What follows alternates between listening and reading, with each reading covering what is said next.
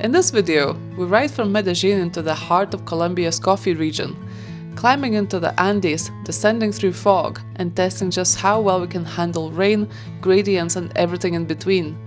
And of course, we get some well-earned dog cuddles and make our own chocolate. From Medellín, we cycled with one goal in mind: to explore Colombia's coffee region, also known as the Eje Cafetero, famous for its rolling green hills, endless coffee plantations, and some of the most beautiful riding in the country. We left Medellín with heavy hearts, promising each other we'd be back. We completely fell for this vibrant, lush city, and 2 full days we had there just wasn't enough to do it justice. The cycling infrastructure in Medellín is seriously impressive. There's a proper network of cycle lanes, and we saw loads of people out riding and actually using it. We probably met hundreds of cyclists on our way out of the city. In fact, the city encourages cycling so much that on Sundays they close some of the main roads entirely to cars. Of course, we somehow managed to miss all of those roads and ended up navigating a few busy ones on our way out. Still, it didn't bother us too much. Drivers were generally very courteous and clearly used to sharing the roads with cyclists. So it's raining just now, but it's actually quite nice because it's refreshing and the temperature is good and we're climbing as well, so yeah, I can't complain too much. This was probably the only time I didn't complain about the rain, because as we'd soon find out, it was just a gentle introduction to what the Andes had in store for us over the next couple of weeks.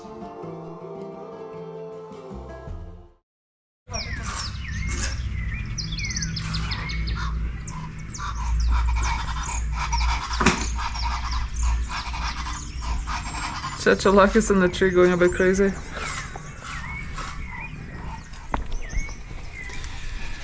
Good morning. Morning all. Where are we? We are in Versailles, which sounds like the French town, but it's actually in the middle of the Colombian Andes, about 40 kilometers south of Medellín, which is what we cycled yesterday, uphill. Yeah, it was a very pretty cycle, and we have a bit more of that pretty today.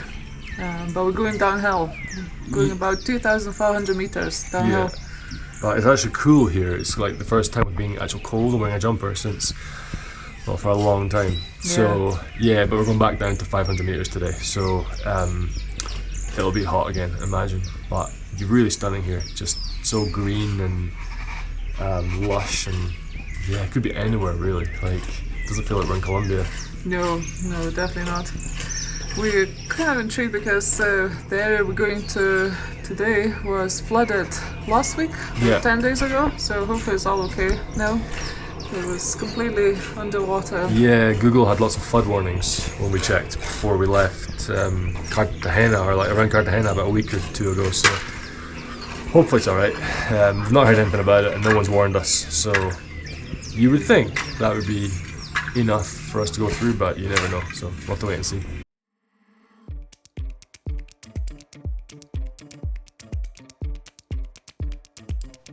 Before we could enjoy any descent, we had to earn it, pushing our bikes up a brutally steep hill. But as every cyclist knows, what goes up must come down. And come down we did. It was such a fun descent, even with thick fog limiting visibility. We were slightly worried cars wouldn't spot us in time and a sneaky barking dog or two gave Viva a proper fright, but otherwise it was an incredible downhill stretch.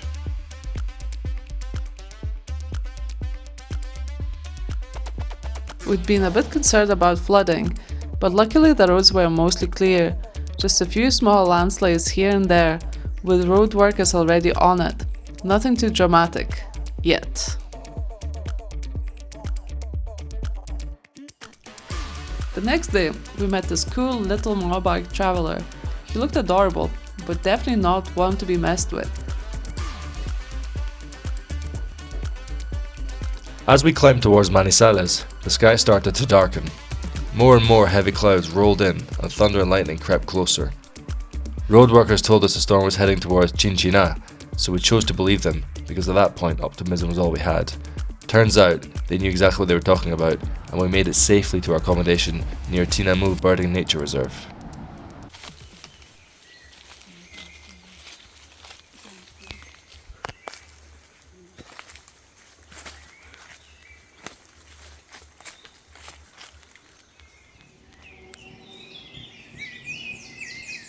This bird tour ended up being one of our absolute favorites in Colombia. The guide was extremely knowledgeable, and everywhere we looked there was something new. Color, movement, sound. It felt like the forest was alive.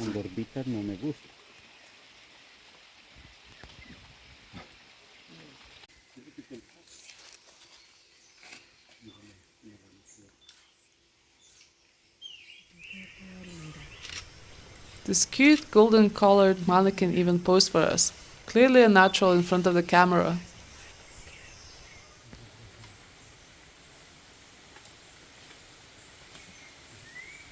Good morning. Good morning. What's happening today? We are cycling about 8 kilometers Why such a short day? because we're going to Hacienda Venecia. So we spent a couple of days here in this amazing nature place. It's just incredible, where we did a bird tour yesterday and just seen tons of other birds and wildlife, and it's just green. So there's another place down the road which we're going to. So it's kind of up the hill and then up down a the very road. steep hill and then down, which we're going to. So yeah, beautiful place. That's Oh. just going to make the most of it while we're here, and then continue on towards Pereira. We have a friend. Bye, Vanilla. Vanilla, Vanilla. Vanilla.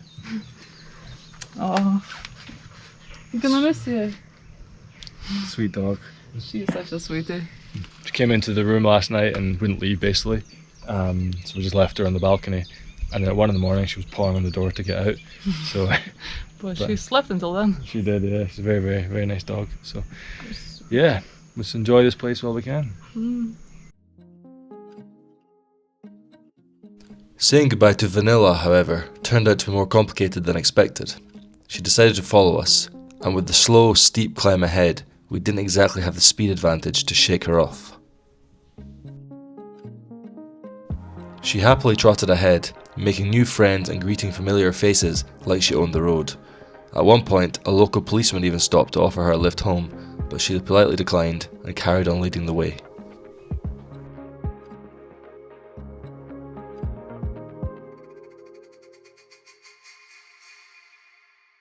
It was only once we started descending and she got distracted that we finally managed to say a proper goodbye.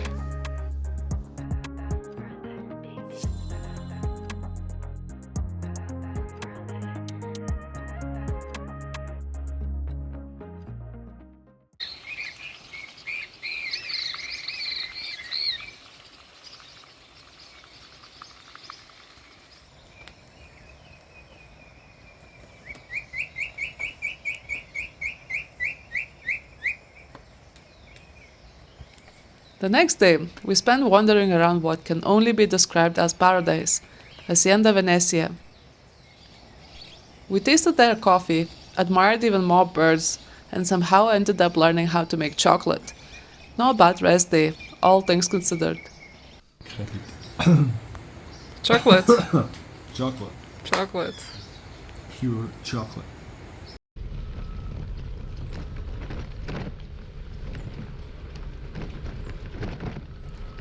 Then came the landslide.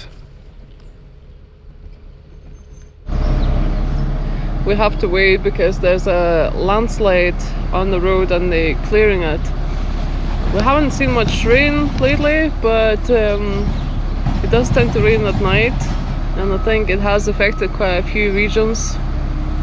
So yeah, but hopefully another 10 minutes or so we can get going again.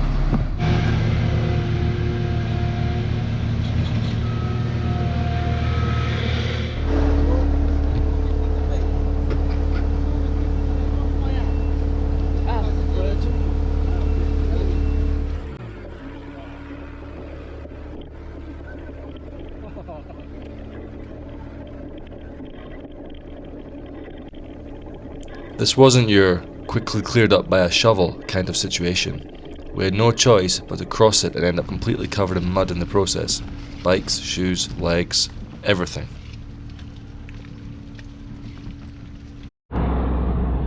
And then, as if on cue, the rain came.